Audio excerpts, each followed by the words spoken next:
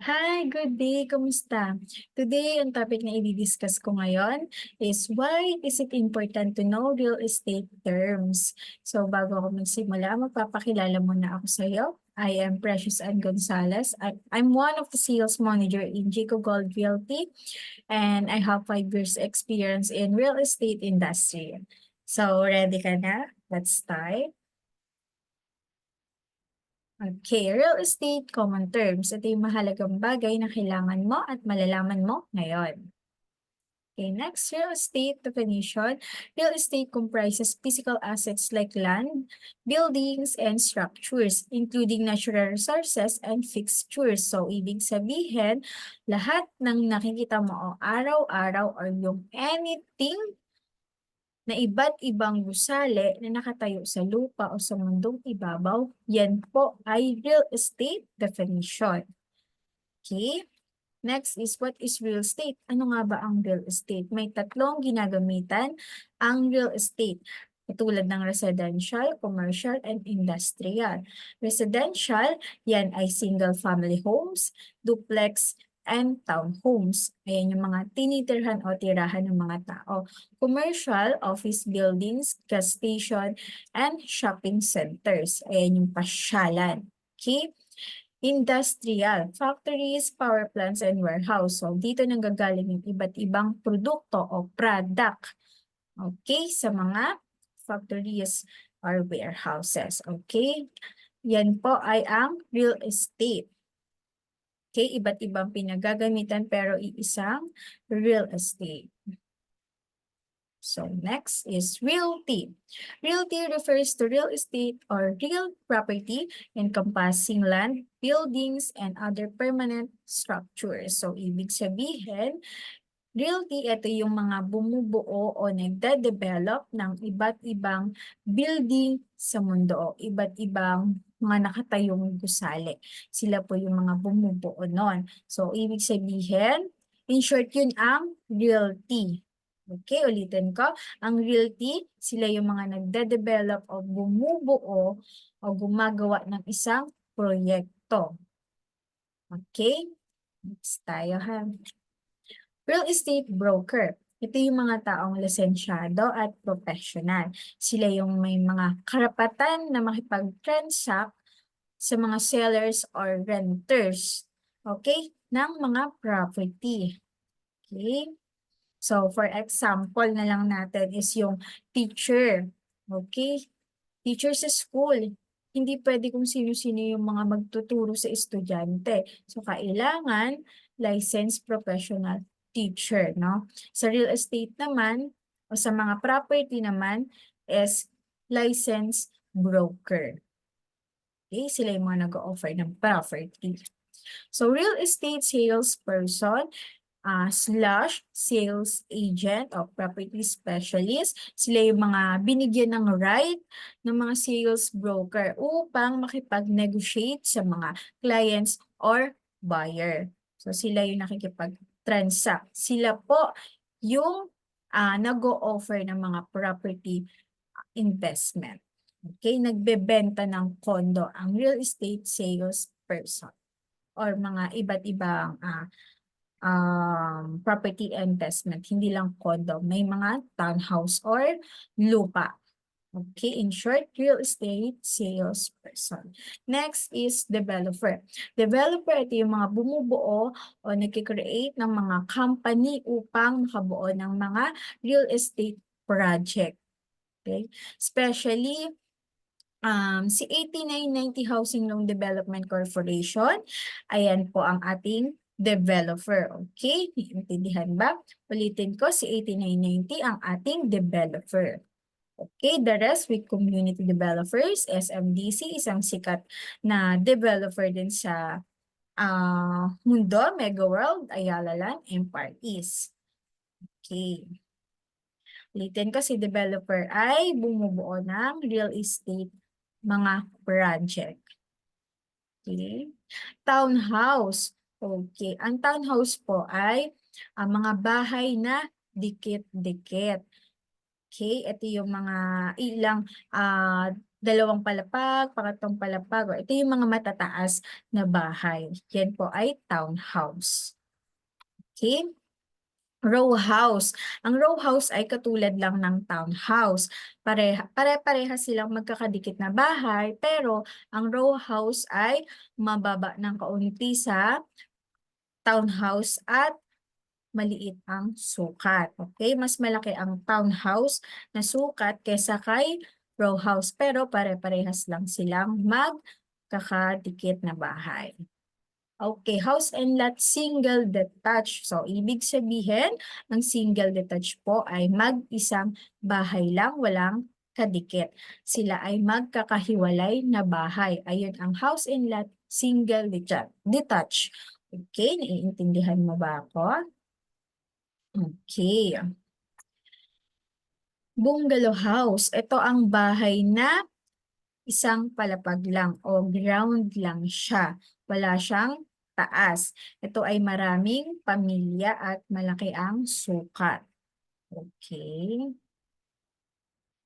So, ayun ang ibig sabihin ng bungalow house.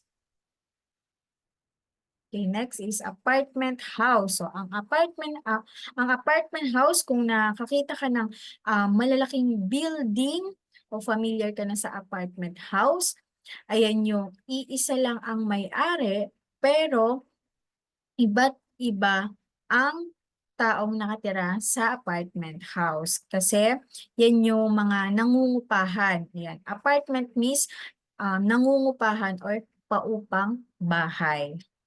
Okay, iba't iba yung mga nangungupahan na iba-iba yung nangungupahan na tao, pero iisa lang yung may-ari ng apartment house. Okay, next. Condominiums. Okay, condominiums, ito yung mga private property. Okay, pag sinabing private property, ito yung may sari-sariling kwarto o kondo na merong title o titulo. Ito yung may mga unit owners. Okay? Iba't iba ang may-ari. Okay, yan po yung tinatawag na condominium. Building siya, katulad din ng apartment, pero ito ay kakaiba lang is meron silang titulo. Okay, title. Ba't ibang may-ari ng kwarto. So, next, okay, naiintindihan mo ba ako bago tayo magsimula? Mag-next. Okay. Okay. Total contract price. Total contract price, ibig sabihin, ito yung kabuuhang presyo. O bakit nga ba paano nga po ba nabuo ang presyo? So, ito yung mga pinaggawaan or gumawa. Okay, yung mga pinaggawaan at yung mga pinaggawa dito. So, material cost, ayan po yung mga pinanggawa. So, yung labor cost, ayan naman yung mga paggawa sa kanya. Okay? Kaya nabuo ang presyo. Kabuuang presyo ng property. Okay, naiintindihan mo ba? Total contract price, ayan yung kabuuhang presyo. Okay, next. Financing, ito yung right way ni client na mas matulungan siya ni developer upang makakuha o makapagbayad ng maayos. Ito yung right way ni client na matulungan siya ni developer na makapagbayad. So, financing means hulugan po. So, na-explain ko naman sa iyo yung total contract price, kabuuang presyo, pinasok sa financing para makapagbayad siya ng maayos. Okay? Ito yung right way ni developer para matulungan si client natin. So, pwede niyang applicable sa pag-ibig. In-house financing is direct yan sa ating developer. And then, si bank. No? Ulitin ko, financing is hulugan. Down payment equity. So, down payment, ito yung tinatawag na paunang bayad or initial para makalipat si client or para ma-reserve sa kanya yung gustong-gusto niyang property investment para sa kanya mapunta, kailangan niyang magpaunang bayad. Okay, down payment is ito yung paunang bayad. Okay, next. Monthly amortization. Ang monthly amortization, napag-usapan natin yung TCP, kabuong presyo, pinasok sa financing fee para maging makayanan niyang magbayad, no, hulugan. And then, dumaan tayo sa paunang bayad para sa kanya mapunta yung property, kay client mapunta yung property. And then, magkakaroon ng remaining balance or meron pang natitirang balanse na huhulugan, which is kaya pinasok niya sa financing, kaya magkakaroon ng monthly amortization. So, ang monthly amortization is merong period date. So, ibig sabihin, merong due date. Okay, example, ito sa date, no? January 1, nag-reserve si client or nag-down payment. O, the next month is February 1. Okay, the next month, ganun ulit. Okay, yun ang monthly amortization. Installment ang tawag. Okay, next. Condo dues and monthly dues. Okay, anything na gated community, yes, meron pong association dues. Kadalasan na tinatanong ng client natin kung meron po bang hidden charges. Opo, ma'am, sir, meron po. Ayan po yung in short, nagiging sahod ng mga staff ng property. Okay? Katulad ng mga security guard, janitor, ay yung mga nagko-collect ng mga basura, naglilinis ng wall. Okay? Ayan po. Napupunta po ang association dues sa sahod or sinasahod po yan ng mga staff. Okay? Pag private property po, may association dues. Okay, next.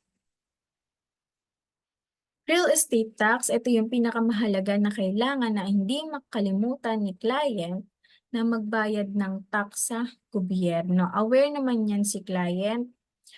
Lahat ng property ay merong tax. Okay. Next is different kinds of unit. If nakikita mo tong first picture natin, yung bare unit. Okay, ayan yung itsura ng bare unit. Wala siyang halos na gamit, hindi siya painted, and wala rin siyang, sementado lang siya. Okay, yun po ay bare unit. Okay, unfurnished, ito yung may painted and floor na rin siya, pero wala siyang gamit. Okay, they call unfurnished. So, ang fully furnished naman is kumpleto na. May mga gamit na siya. Okay, kumpleto na lahat. Ayan yung fully furnished. Pero yung kadalasan ina-offer natin is puro unfurnished. Okay, don't forget this picture ha. Yung mga different kinds of unit. Okay. Next, amenities. So, ang amenities, something that helps to provide comfort, convenience, or enjoyment. Okay? Si client, mas mapapadali ang buhay kapag may amenities. Bakit ba mapapadali ang buhay, ma'am, sir? Dahil po, mas malapit sa kanya yung mga fire exit, amenities po yan, yung elevator, CCTV, just like anything. Okay? Mga amenities po yan, hindi lang basta, ang pagkakaalam kasi ng mga kliyente natin, amenities is like yung pool, clubhouse, basketball amenities, hindi po. Okay, amenities din po yung mga fire exit and elevator kasi convenient, malapit po sa kanila is, and mas masaya para sa kanilang mag-avail ng property kung may amenities. Okay? Next is perpetual ownership. Ito yung no ended, walang limit, no expiration. Ito yung habang buhay na pagmamay-ari. So, perpetual ownership po lahat ng ino-offer natin na rent-to-own. Okay? So, possible nila itong maipamana sa kanilang anak or mga apo. So, ayun po yung tinatawag na perpetual ownership. Okay, gets? O habang buhay na pagmamayari. Okay, next is, these are the reason why it is important for us to know real estate key terms. So, syempre, since nalaman mo na lahat yung mga terms, mga common terms ng real estate, so, eto na yung mangyayari sa'yo ngayon, no? Makakapag-close deal ka, ayan, makakapag-sale ka, mapag-sell ka, and masosolve mo. Siyempre, since nauunawaan mo na at naiintindihan mo, mabilis ka nang makakabenta. Okay? Did you learn? Okay, kung natuto ka sa aking live ngayon, pwede kang magtanong. Kung may mga katanungan ka pa, you can comment this under below. Okay? Lahat ng tanong mo, sasagutin natin. So, ayun lang. Okay? So much appreciated and thank you very much.